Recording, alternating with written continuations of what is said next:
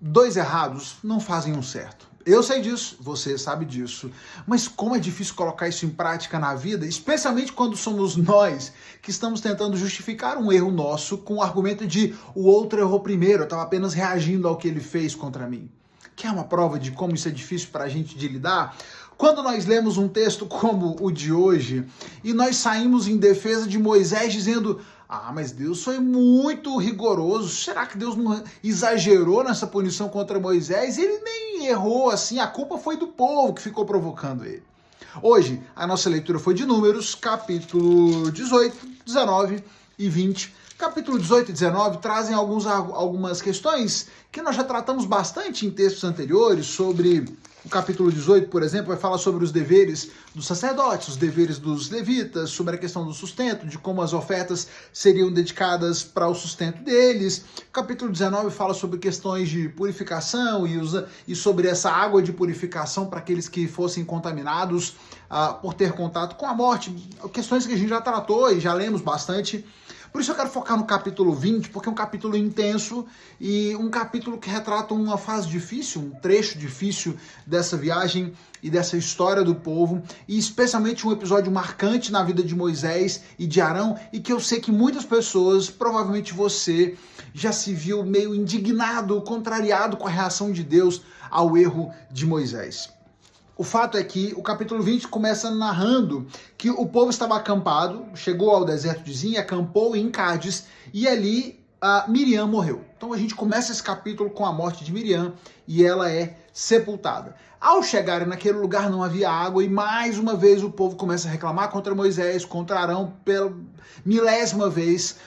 Eles começam e engajam de novo nesse ciclo de reclamações, chegam a dizer: que pena que a gente não morreu com os outros que morreram no episódio anterior, era melhor a gente ter morrido para não ter que passar por isso. A reclamação de sempre. E Moisés se ira contra o povo, ele está extremamente contrariado porque ele está lidando com essas reclamações constantemente e ele tem todo motivo para estar contrariado com o povo.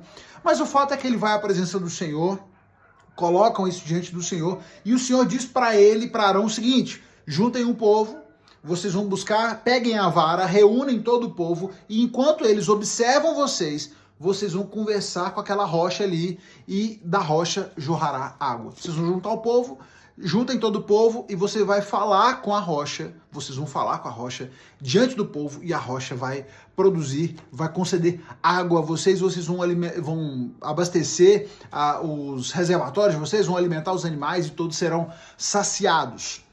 Mas Moisés já estava para lá de irritado com tudo aquilo. O fato é que ele reúne o povo, mas contrariado ele faz diferente. Ele pega o cajado e diz o texto que Moisés, então, ele diz para o povo: olha aqui, seus rebeldes, ouçam seus rebeldes. Será que dessa rocha, é dessa rocha que teremos que tirar água para vocês?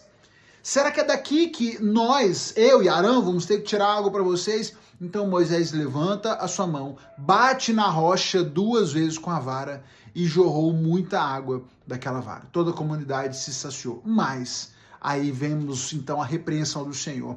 O Senhor, porém, disse a Moisés e Arão: uma vez que vocês não confiaram em mim para mostrar minha santidade aos israelitas, não os conduzirão à terra que lhes dou.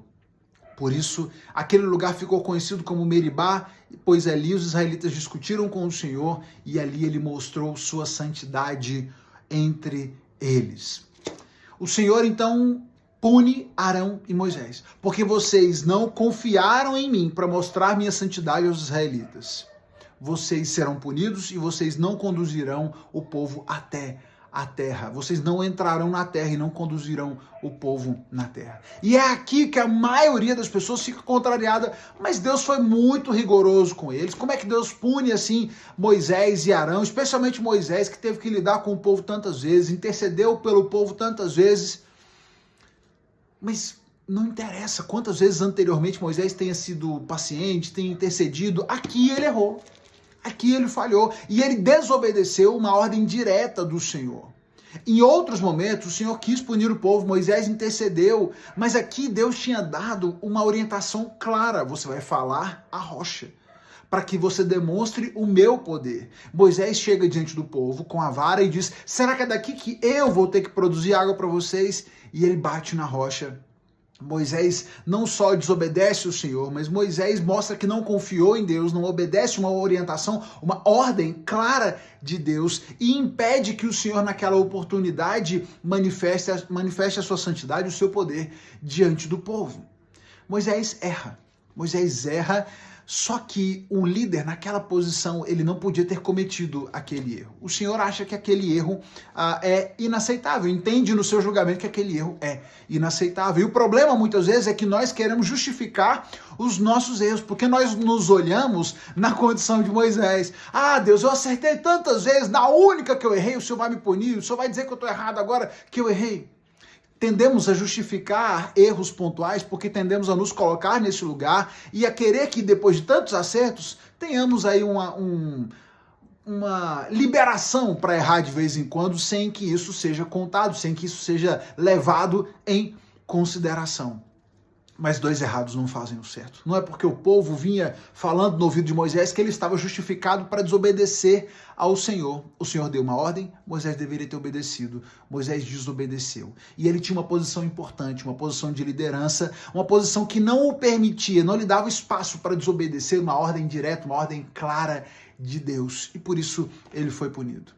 O texto segue ainda nesse capítulo com mais dificuldades que o povo enfrenta. Eles tentam passar por Edom, são bloqueados pelo rei, pelo exército de Edom. Arão morre, o Senhor diz que chegou o momento de Arão, por isso orienta Moisés e Arão que subam, que levem o filho de Arão, Eleazar, subissem o monte. Lá o Senhor então orienta Moisés a que pegue a roupa sacerdotal de Arão, coloque sobre seu filho, e Arão então morre ali no monte e descem apenas Moisés e Eleazar. Assim termina o capítulo, mas eu quero focar nesse episódio de Moisés.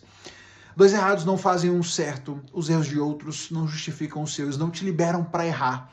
Precisamos entender isso. Precisamos parar de tentar justificar os erros e simplesmente assumir quando erramos, pedir perdão, reconhecer as nossas falhas e entender que não cabe a nós julgar, estabelecer o parâmetro de julgamento, os critérios de santidade de Deus. Cabe a nós obedecer. Ordens de Deus nós obedecemos, não argumentamos, não tentamos justificar. Moisés errou, Arão errou, foram punidos por causa desse erro. Não cabe a nós sermos advogados dos dois, cabe a nós aprendermos com o erro que eles cometeram e entender que dois errados não fazem um certo. Não é porque alguém errou contra você que você está porque você está livre para errar também contra alguém. Sejamos fiéis ao Senhor, fiéis à sua palavra, obedeçamos aquilo que o Senhor tem para nós. Siga firme na sua leitura bíblica, você já sabe, amanhã a gente se encontra aqui para mais.